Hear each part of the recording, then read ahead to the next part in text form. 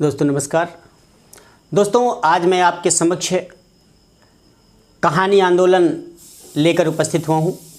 दोस्तों इसके पहले मैंने हिंदी कहानी से संबंधित 4 वीडियो प्रेषित कर दिए हैं। दोस्तों ये हमारा हिंदी कहानी से संबंधित 5वां वीडियो है। दोस्तों इस वीडियो को देखने से पहले यदि आप उन वीडियो को देख लें क्योंकि पूरी कहानी का निचोड़ उन 4 वीडियो में और शेष इस 5वें वीडियो में दिया गया है, तो दोस्तों वो भी आपके लिए आवश्यक है। तो दोस्तों चलते हैं कहानी आंदोलन के बारे में। जैसा कि आप जानते हैं विभिन्न प्रकार के कहानी आंदोलन देखने को मिल जाते हैं हमको। जैसा कि आप जानते हैं हिंदी कहानी में बहुत सारे कहानी आंदोलन हुए हैं जिनका विवरण अभी हम प्रस्तुत करेंगे। तो सबसे पहले यदि हम बात करें नई कहानी की, तो नई कहानी का व्यामोह सन 1960 तक रहा दोस्तों।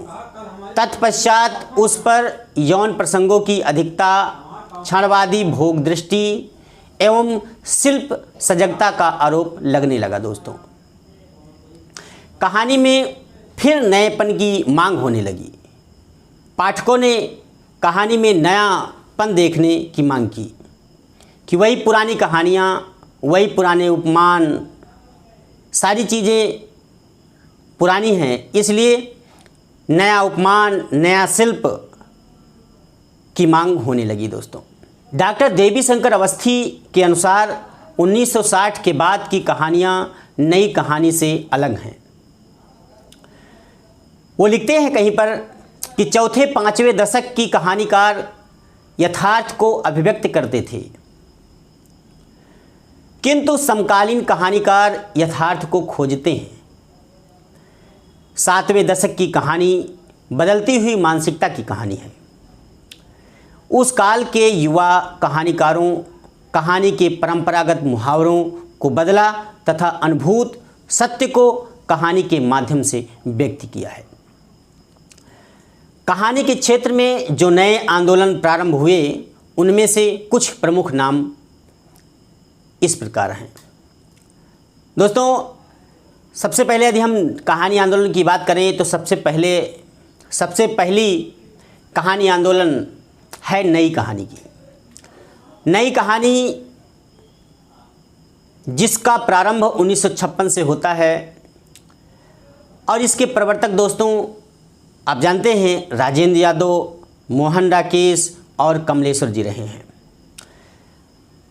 नई कहानी के पश्चात एक आंदोलन था जिसका नाम है आ कहानी। 1960 में इसका प्रारंभ हुआ और इसके प्रवर्तक गंगा प्रसाद बिमल जी को माना जाता है।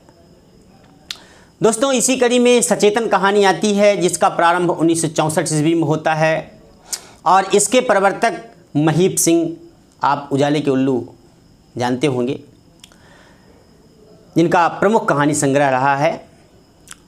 इसी कड़ी में सहज कहानी आती है। इसका प्रारंभ 1964 ईस्वी में हुआ था। इसका प्रकाशन 1968 ईस्वी में हुआ था। ये अमृत राय इसके प्रवर्तक रहे हैं। इसी कड़ी में समानांतर कहानी आती है। इसका प्रारंभ 1972 में होता है और इसके प्रवर्तक कमलेश्वर जी। फिर सक्रिय कहानी जिसका प्रारंभ 1979 से होता है और इसके प्रवर्तक राकेश वत्स जी हैं। और इसी कड़ी में एक आंदोलन आता है जिसका नाम है जनवादी कहानी आंदोलन। दोस्तों इसका प्रारंभ 1982 ईस्वी में हुआ था। अब दोस्तों हम बात कर लें सबसे पहले नई कहानी की। हालांकि नई कहानी के बारे में मैंने इसके पहले जो हमारा चौथा वीडियो है उसमें मैंने बहुत ही डिटेल में विवरण प्रस्तुत किया है कि किस प्रकार से नई कहानी का जन्म होता है।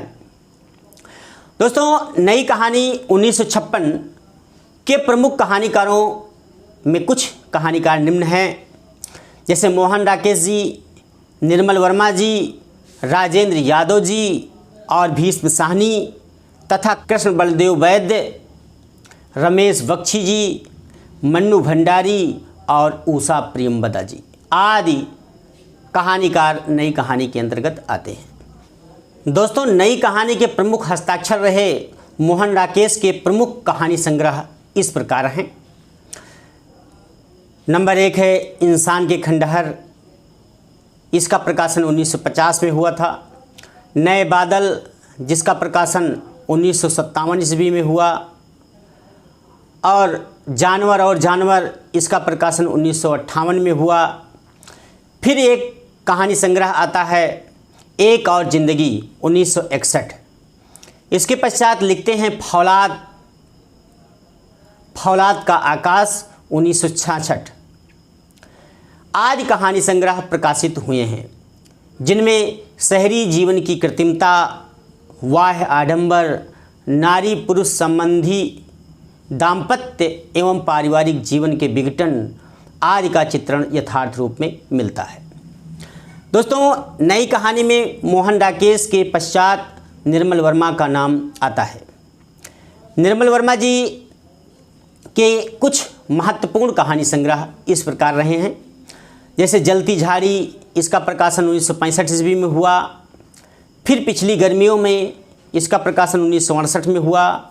बीच बहस में 1973, कौवे और काला पानी, इसका प्रकाशन 1983 ईस्वी में हुआ था। दोस्तों, सूखा और अन्य कहानियाँ भी इनके कहानी संग्रह में आते हैं। और जो सबसे पहला इनका कहानी संग्रह रहा वो था परिंदे, जिसका प्रकाशन 1960 ईस्वी में हुआ था। दोस्तों, इसी कड़ी में नई कहानी आंदोलन में राजेंद्र यादव का नाम बड़ी प्रमुखता के साथ लिया जा सकता है।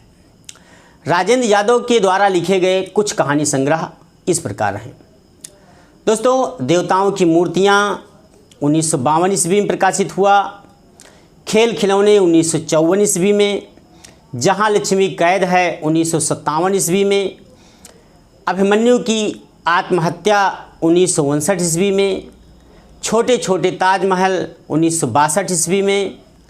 किनारे से किनारे तक 1963 ईस्वी में। इस प्रकार से इनके बहुत महत्वपूर्ण कहानी संग्रह रहे हैं। दोस्तों, ये UGC net, KVS, TGT, PGT, कोई भी एग्ज़ाम हो जिसमें हिंदी पूछी जाती है दोस्तों, हिंदी साहित्य, वो सब के लिए महत्वपूर्ण है दोस्तों। अब दोस्तों, नई कहानी के पश्चात एक कहानी आंदोलन आता है जिसका नाम है सचेतन कहानी, जिसके प्रवर्तक मैंने आपको पूर्व में ही बता दिया, डॉक्टर महीप सिंह जी थे। नई कहानी आंदोलन की ही प्रतिक्रिया एवं प्रतिद्वंदिता में सचेतन कहानी का जन्म होता है। इसके प्रवर्तक महीप सिंह ने अपनी पत्रिका सचेतना के माध्यम से इसे आगे बढ़ाया। सचेतन कहानी नई कहानी की अपेक्षा अधिक संतुलित एवं व्यापक दृष्टिकोण की परिचायक कही जा सकती है। सचेतन कहानी आंदोलन से जुड़ी कहानीकारों में अगर हम बात करें, महीप सिंह जी तो थे ही, साथ ही मनहर चौहान, राम कुमार भरमर, सुखवीर, बलराज पंडित, कुलभूषण, वेदराही जी, मेहरुनिसा परवेज आदि कहानीकार रहे हैं दोस्तों, इसी कड़ी में डॉक्टर महीप सिंह के कहानी संग्रह की भी हम चर्चा कर लेते हैं, क्योंकि आए दिन ये यूजीसी नेट में अवश्य ही पूछा जाता है। सुबह के फूल 1959, उजाले के उल्लू 1964 ईस्वी, घिराव 1968 में हुआ प्रकाशन, कुछ और कितना 1973 ईस्वी और कितना संबंध 1979 ईस्वी। दोस्तों, इसके साथ एक कहानी संग्रह महत्वपूर्ण रहा इनका, दिल्ली कहाँ है, जिसका प्रकाशन 1985 ईस्वी में हुआ था।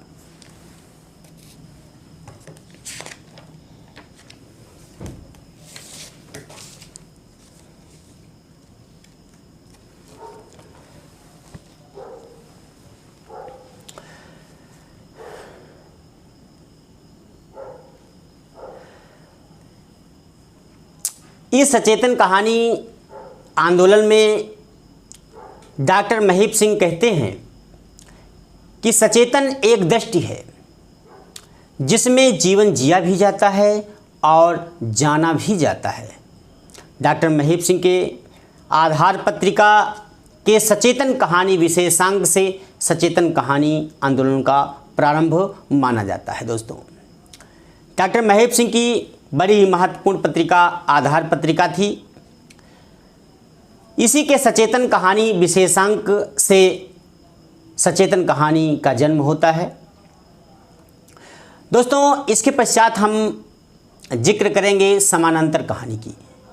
समांतर कहानी आंदोलन के प्रवर्तक कमलेश्वर जी हैं, जिन्होंने वर्ष 1971 के आसपास समांतर कहानी का प्रवर्तन किया था।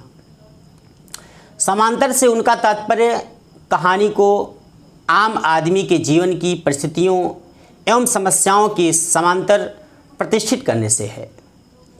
इसलिए उन्होंने कहानी के क्षेत्र में समाज और जीवन को व्यापक रूप में ग्रहण करते हुए उसकी विभिन्न स्थितियों, विषमताओं एवं विद्रूपताओं को अंकित करने का लक्ष्य घोषित किया था। समांतर कहानी में इसी व्यापक लक्ष्य के फलस्वरूप मध्यवर्गीय एवं निम्न वर्गीय समाज की विभिन्न स्थितियों, विषमताओं एवं समस्याओं का अंकन बड़ी ही सूक्ष्मतापूर्वक किया गया है। दोस्तों, समांतर कहानी का प्रचार प्रसार मुख्यतः किस पत्रिका से होता है, यह जानना आवश्यक है। तो दोस्तों, वो पत्रिका थी सारिका पत्रिका। कमलेश्वर के कहानी संग्रह इसी कड़ी में हम देख लेते हैं, जैसे कि राजा निर्वंशिया, जिसका प्रकाशन 1957 ईस्वी में हुआ। कस्बे का आदमी, इसका प्रकाशन 1958 में हुआ। खोई हुई दिशाएं 1963 ईस्वी। कस्बे का मांस का दरिया 1966 ईस्वी में। बयान 1973 में। और अंतिम इनका जो कहानी संग्रह रहा वो था आज़ादी मुबारक 2002 ईस्वी में। दोस्तों, वर्ष 1974-75 की यदि बात करें तो उस समय सारिका के 10 अंकों में क्रमशः विभिन्न कहानीकारों की कहानियाँ प्रकाशित हुई थी, जिनमें कमलेश्वर के अतिरिक्त कामतानाथ जी, रमेश उपाध्याय जी, मधुकर सिंह, धर्मेंद्र गुप्त जी, इब्राहिम शरीफ जी, से रायात्री जी, सुधीर, सतीश जमाली, नरेंद्र कोहली, हिमांशु जोशी जी और मणिमधुकर, साथ ही सनत कुमार और निरूपमा सेवती और मृदुला गर्ग का नाम भी बड़े ही गर्व से लिया जा सकता है। दोस्तों, अब हम बात करेंगे समकालीन कहानी की, जिसके प्रवर्तक डॉक्टर गंगा प्रसाद बिमल जी रहे हैं। इस कहानी में समकालीनता और आधुनिकता बोध पर अत्यधिक बल दिया गया है, यानी समकालीनता और आधुनिकता बोध पर अधिक बल दिया गया। समकालीन कहानीकार किसी विशेष आंदोलन से जुड़े हुए नहीं थे। दोस्तों, इसी कड़ी में यदि बात करें हम तो साठोत्तरी कहानी को गंगा प्रसाद बिमल, देखिए किस प्रकार से वैचारिक मोड़ होता है एक कहानीकार में। साठोत्तरी कहानी को गंगा प्रसाद बिमल प्रारंभ में समकालीन कहानी के नाम से पुकारा, किंतु शीघ्र ही आ कहानी की व्याख्या करना प्रारंभ कर दिया था। वो थे डॉक्टर गंगा प्रसाद बिमल जी। दोस्तों, गंगा प्रसाद बिमल भी प्रमुख कहानीकारों में रहे हैं, जिनके कहानी संग्रह कुछ इस प्रकार हैं। विध्वंस इनका पहला कहानी संग्रह रहा, 1965 ईस्वी में आया। दूसरा कहानी संग्रह शहर 1966 ईस्वी में। बीच की दरार 1968 ईस्वी में। अतीत में कुछ 1972। कोई शुरुआत 1973 ईस्वी और खोई हुई थाती 1995 ईस्वी में। ये अंतिम कहानी संग्रह डॉक्टर गंगा प्रसाद बिमल जी का रहा है। अब दोस्तों, यदि बात करें आ कहानी की, तो दोस्तों आ कहानी में गंगा प्रसाद बिमल लिखते हैं, आ कहानी किसी तरह के मूल्यों की रक्षा करती हुई या आग्रह रखती हुई नहीं चलती है।